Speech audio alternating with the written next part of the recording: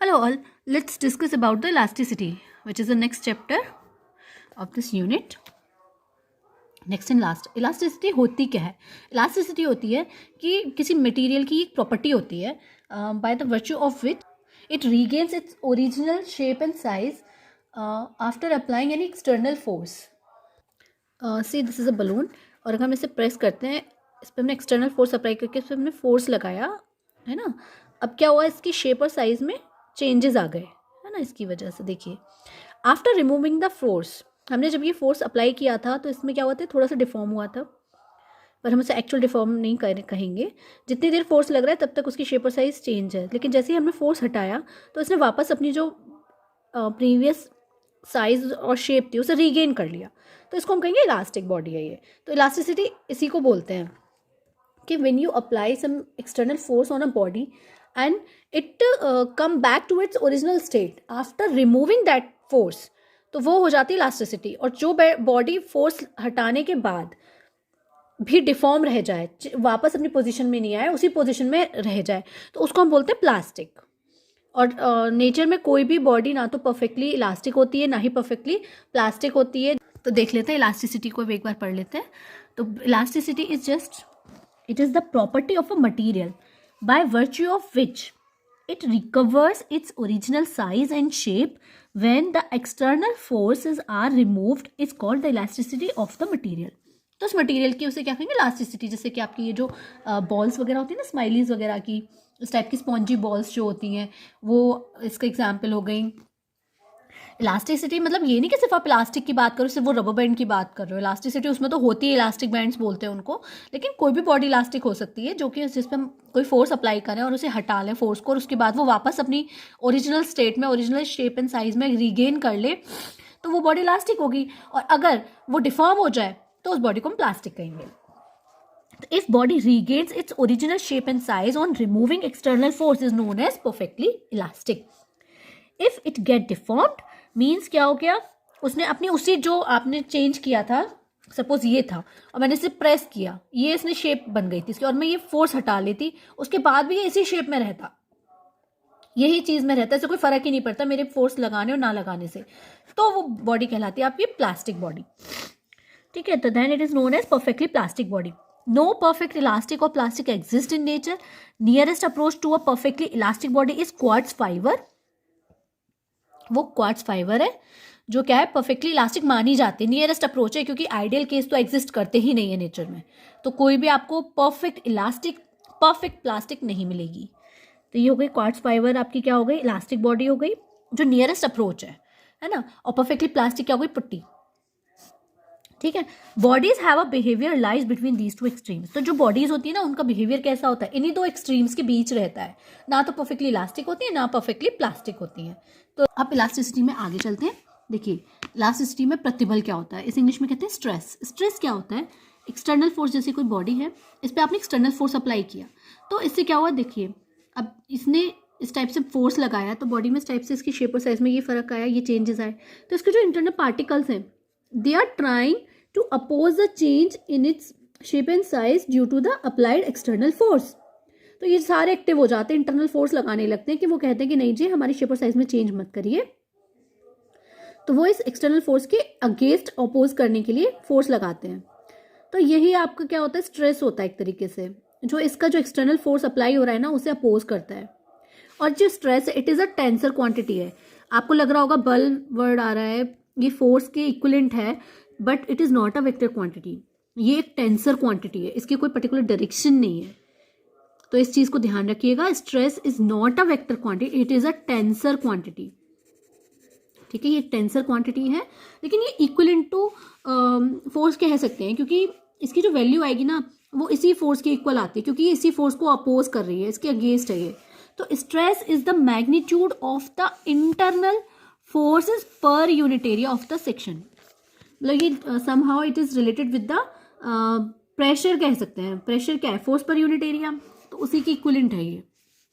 यानी unit area पे जो इंटरनल फोर्स लग रहा है ना, उसका जो मैग्नीट्यूड है, that is known as stress. Then next is in the equilibrium state of deformed body. अब आपकी जो डिफॉर्म्ड बॉडी है उसकी इक्विलिब्रियम स्टेट देखें तो उसमें जो आपका इंटरनल फोर्स है, that will be equal to the external force. Obviously वो इक्वल एंड अपोजिट होगा एक्सटर्नल फोर्स के, बैलेंसिंग कंडीशन में, इक्विलिब्रियम की स्टेट में, यानी इंटरनल फोर्स की जो डायरेक्शन होगी वो इक्वल टू एक्सटर्नल फोर्स होगी जो आप अप्लाई कर रहे हो एक्सटर्नली, और इसके अपोजिट होगी। आप देख रहे हैं डायरेक्शन अपोज है, इसकी डायरेक्शन ऐसे तो इसकी इनकी अपोजिट है, ठीक है। इन द इक्विलिब्रियम स्टेट ये हो गया। ऐसा यूनिट स्ट्रेस की क्या होती है, न्यूटन पर मीटर स्क्वायर, वही जो आपके प्रेशर की होती है, पास्कल जिसे कहते हैं, और इसका डायमेंशनल फॉर्मूला भी वही रहेगा, ml -1 t -2, और फॉर्मूला भी वही रहेगा जो प्रेशर का होता है F/A, लेकिन स्ट्रेस अलग है। Depending upon the manner in which external force is applied, stress are of 3 types. मतलब आप जो फोर्स अप्लाई कर रहे हो, ये एक्सटर्नल फोर्स जो आप उस बॉडी पे लगा रहे हो, उसके मैनर पे डिपेंड करते हुए ये 3 टाइप का होता है स्ट्रेस, कि आप जो स्ट्रेस लगा रहे हो वो कैसे लगा रहे हो। तो एक होता है लॉन्गिट्यूडिनल स्ट्रेस, अनुदैर्ध्य प्रतिबल, एक होता है नॉर्मल स्ट्रेस, और एक होता है टेंजेंशियल स्ट्रेस, ठीक है। लॉन्गिट्यूडिनल क्या होता है, when deforming force act along the length, यानी आपने लेंथ के अलोंग लगाया आपने फोर्स, तो वो कहलाता है लॉन्गिट्यूडिनल स्ट्रेस। और जब आपने कैसा लगाया, when deforming force acts normal to the surface of the body, तो उसकी बॉडी के सरफेस के नॉर्मल लगता है, तो वो वाला स्ट्रेस होता है नॉर्मल। और टेंजेंशियल क्या होता है, deforming acts tangentially on the surface of the body, जैसे उसकी सरफेस पे लग रहा है। देखिए सपोज ये है ऑब्जेक्ट, ये बॉडी है ना, इसके मैंने टेंजेंशियली यानी सरफेस पे टेंजेंशियली लगाया, तो देख रहे हो आप टेंजेंशियली लगाया ये मैंने, नीचे वाला बेस वैसे ही ऐसे टेंजेंशियली उसके एक सरफेस को पकड़ के ऐसे टेंजेंशियली फोर्स लगाया, तो ये जो फोर्स मैंने अप्लाई किया ना, तो दैट इज टेंजेंशियल, ठीक है। I think it is clear to you all कि ये तीनों क्या होते हैं, लॉन्गिट्यूडनल, नॉर्मल स्ट्रेस, टेंजेंशियल, ये 3 तरीके के स्ट्रेसेस होते हैं। डन। अब हम थोड़ा डिफरेंस देख लेते हैं कि डिफरेंस क्या होता है प्रेशर और स्ट्रेस में, क्योंकि फॉर्मूला सेम है, दो formula unit dimensional formula is same, but there is a difference between the term pressure and the stress.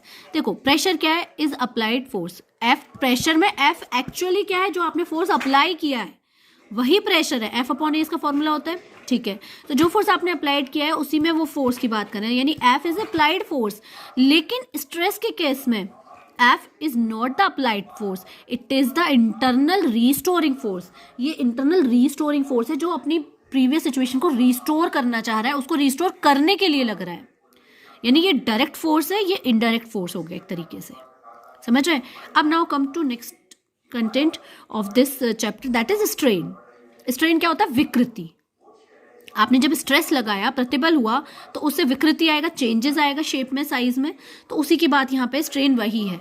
तो रिलेटिव चेंज इन डायमेंशंस और shape of a body that is subjected to the stress, यानी वो stress की वजह से जो change आया उसमें as compare to the original shape, size and state, उसी को कहते हैं हम क्या, बेटा हटो यहाँ से, उसी को हम क्या कहते हैं, स्ट्रेन। चेंज इन डायमेंशन और shape of a body that is subjected to stress. तो स्ट्रेन का फॉर्मूला क्या हो गया, चेंज इन शेप या साइज और ओरिजिनल शेप एंड साइज। देख रहे हैं यहाँ पे दोनों ही सेम चीज़ें आएंगी, सेम टर्म्स आएंगी, इसलिए इनकी यूनिट कुछ नहीं बचेगी, कैंसिल हो जाएंगी। जैसे अगर लेंथ की बात कर रहे हैं तो change in length upon original length, तो इसीलिए ये क्या है, strain is a unitless term as the ratio of same quantity है ये, और ये डायमेंशनलेस है। जब यूनिट नहीं है तो डायमेंशन तो क्या होंगी इसकी, upon the basis of change in shape. अब स्ट्रेन भी 3 टाइप्स के हैं भाई, जब स्ट्रेस 3 टाइप के हैं तो स्ट्रेन भी 3 टाइप के हैं, विकृति भी 3 टाइप से होंगी। पहली लॉन्गिट्यूडनल स्ट्रेन।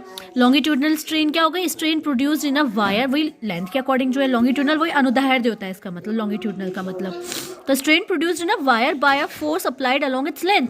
आपने लेंथ के अलोंग फोर्स लगाया, उससे जो उसकी लेंथ में चेंज आया, मान लीजिए आपने इलास्टिक बैंड को खींचा है ना, और वो डिफॉर्म हो गया, तो उसकी जो अब चेंज इन लेंथ आया, जो प्रीवियस लेंथ थी अब आपने खींच के बड़ी कर दी, तो अब जो चेंज इन लेंथ आया ना, जितना बड़ा है वो होगा डेल्टा एल, और अपॉन जो पहले एक्चुअल लेंथ थी वो थी एल, तो उनका रेशियो ही कहलाता है लॉन्गिट्यूडिनल स्ट्रेन, ठीक है। Next is volume strain. Volume strain क्या होता है, आयतन विकृति किसे कहते हैं, that is delta V upon V, वही सिमिलर। आपने वॉल्यूम चेंज किया, आपने हाइड्रोस्टैटिक प्रेशर लगाया, ये कैसा प्रेशर लगाया, फोर्स लगाया, स्ट्रेस लगाया, तो उसकी वजह से वॉल्यूम में चेंजेस आए, तो वो चेंज इन वॉल्यूम अपॉन जो प्रीवियस ओरिजिनली वॉल्यूम था उनका रेशियो, वो कहलाता है volume strain. Next is shearing strain. Shearing वही, strain produced by the application of tangential force, वही अभी जो मैंने करके दिखाया था आपको इस टाइप से कि टेंजेंशियल फोर्स लगाया था, तो इसकी वजह से जो विकृति आई थी उसको हम कहते हैं शेयरिंग स्ट्रेन। इसका फॉर्मूला होता है x upon H. X upon H क्या बनेगा, tan थीटा, या फिर से थीटा भी कहते हैं। देखिए ये क्या है एक्चुअल में, it is the ratio of the displacement of any layer to its distance from the fixed surface. इस पर मैंने ये दोनों सरफेस के बीच में ये शेयरिंग स्ट्रेस लगाया है ना।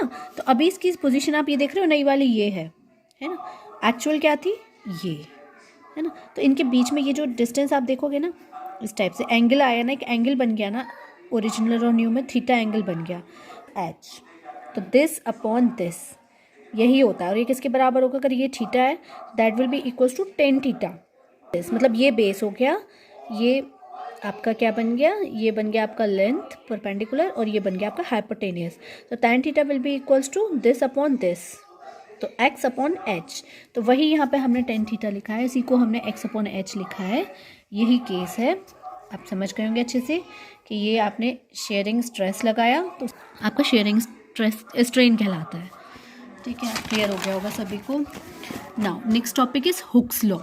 हुक्स लॉ क्या कहता है, ये रॉबर्ट हुक ने दिया था 1679 में। 6 7 8 मिसिंग है, 9 आ गया। हुक ने दिया था हुक्स लॉ। उसने स्ट्रेस और स्ट्रेन में रिलेशन बताया था।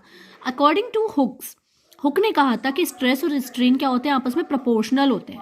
यानी जितना ज़्यादा स्ट्रेस होगा उसमें स्ट्रेन होने की गुंजाइश उतनी ज़्यादा होगी। तो स्ट्रेस, अगर हम इस प्रोपोर्शनैलिटी का साइन हटाएं, यानी हुक का लॉ क्या कहता है कि स्ट्रेस प्रोपोर्शनल टू स्ट्रेन। अब प्रोपोर्शनैलिटी साइन हटाओगे तो कांस्टेंट आएगा इनटू स्ट्रेन। आज इस कांस्टेंट को इन्होंने नाम दिया था हुक ने मॉडुलस ऑफ इलास्टिसिटी।